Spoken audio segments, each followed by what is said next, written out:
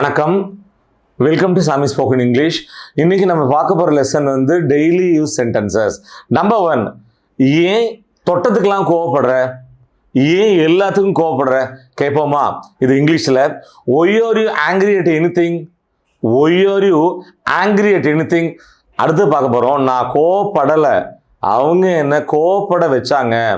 I didn't get angry, they made me angry. I didn't get angry, they made me angry. Next பார்க்கலாம், சில சமயம் யாருக்காவது complement பண்ணுவோம், பாராட்டுவோம். எப்படி?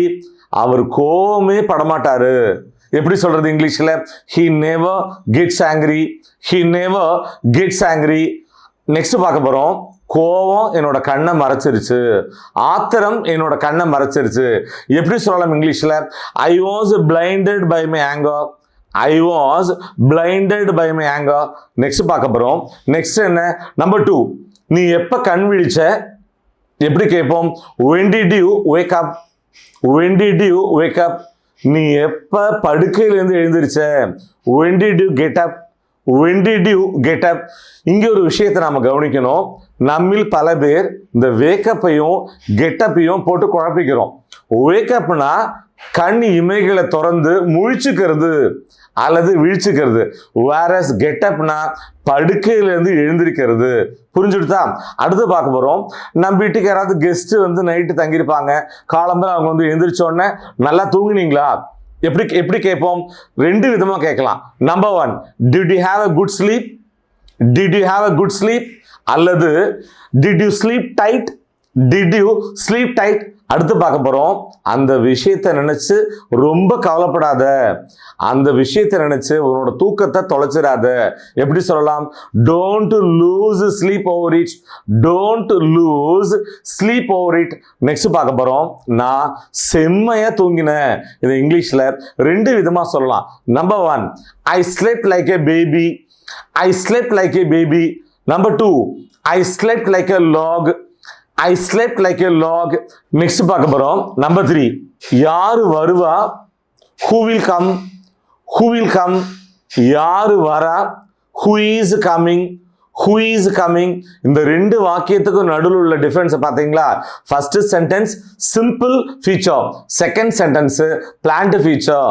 வேற யாரு வரா? Who else is coming, who else is coming. நீயே வரலன்னா வேற யாருப்பா வருவா? If you yourself don't come, then who will. Next பார்க்க போறோம். நம்பர் 4, யாரையாவது பார்த்து சொல்லுவோம், இப்படி சொல்லக்கூடாது ஆனா சொல்லுவோம் இல்லையா? என்ன சொல்லுவோம்? நீ ரொம்ப குண்டாயிட்ட, நீ பருமன் ஆயிட்ட, நீ சதை போட்டுட்ட, நீ எடை போட்டுட்ட, நீ கொழுத்து போயிட்ட. இது எல்லாத்தையும் இங்கிலீஷ்ல 2 விதமா சொல்லலாம். எப்படி? Number 1, you have grown fat, you have grown fat. Number 2, you have gained weight, you have gained weight.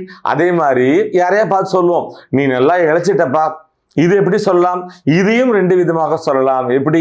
Number 1, you have lost weight, you have lost weight. Number 2, you have slimmed down, you have slimmed down.